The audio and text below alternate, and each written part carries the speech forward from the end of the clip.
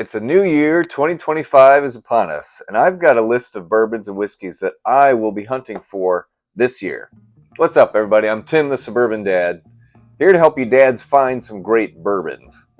2024 was a great year, found a lot of cool bottles. I'm very optimistic about what I'm going to find this year. Now, of course, there's some standards that I always look for that you can probably predict, like Booker's.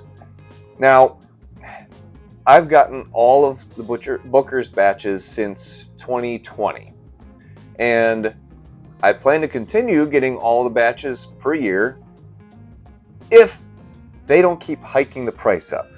It is getting really close. As long as they don't go above $100 for retail, I can easily say, okay, I'm going to still commit to getting all the releases. Now, the reserves, obviously, this year, awesome addition to the lineup.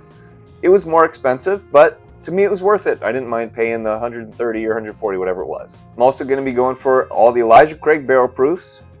There's typically 3 of those. 4 Bookers, 3 of those. I will not be going for Little Book.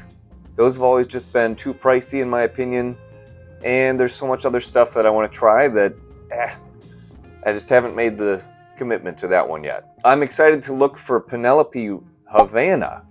That one's finished in maple and rum casks. It's a bourbon, and those sound pretty tasty to me. A lot better than Amberana. Stag, I'm not a huge Buffalo Trace fan, but Stag is fantastic. I'm talking about formerly Junior.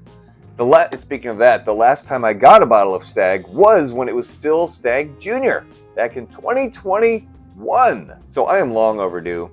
I have not seen one in the wild at all.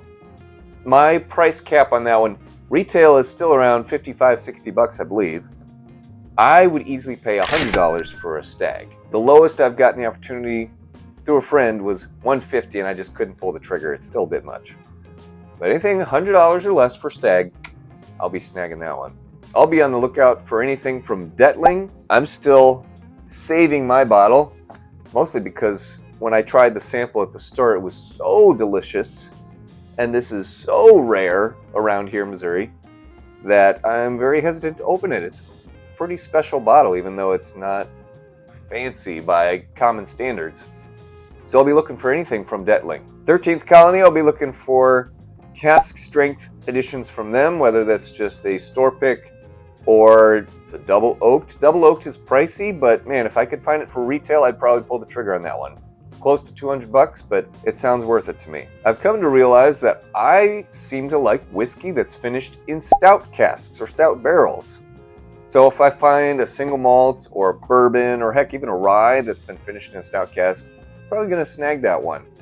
However, I say that, but I saw a Bardstown release recently that was finished in a stout cask, but it was like $150. Not going to snag it at that price. In terms of real unicorn bottles, talking about George T. Stag and Eagle Rare 17 year.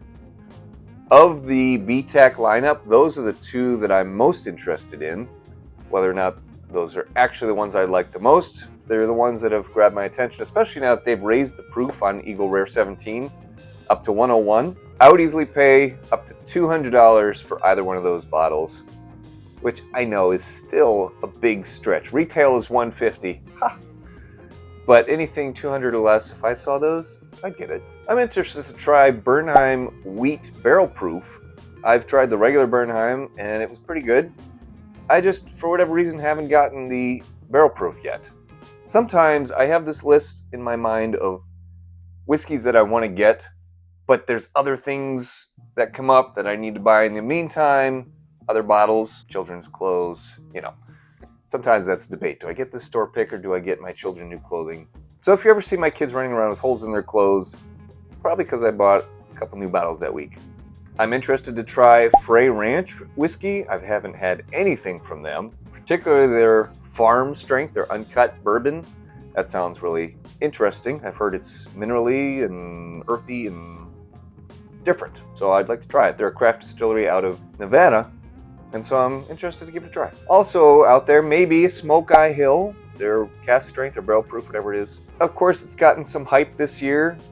It's not around me. I'd have to order it online, so it's kind of been one of those on the back burner. It's caught my attention, but it's not easily obtainable, so I just haven't pursued it yet. Another line that I would try just about anything from is Dragon's Milk. I got a sample of that this year and it was really tasty. I would love to get my hands on a Cask Strength expression from them based out of Michigan. That would be quite awesome. Another one is Bowman Cask Strength. That one you have to win through a lottery draw, which I never had so far. And you have to travel to the distillery to get it yourself in Virginia. So that would be an adventure all by itself. And in recent years, there have been some hazmat editions, which means you cannot bring that on a plane, even in a checked bag. You have to drive or find some other solution. So it'd be an adventure for sure. So there you go. That's what's on my radar for 2025. That list will shift and change, I'm sure, as new releases are announced or my luck changes. What would you like to hear from me about? What are some whiskeys that you have been wondering about that you'd like to get my thoughts? Because, hey, I'd love to hear from you. I'm here to help you guys learn more about bourbon and whiskey and offer whatever input I can. If you haven't noticed, I am now releasing 2 videos a week, Tuesdays and Fridays. So make sure you stay tuned. Tuesdays, 6 p.m., Friday at 3 p.m. So be sure to subscribe to the channel and hit that notification button. That way, you won't miss out. Until next time, cheers!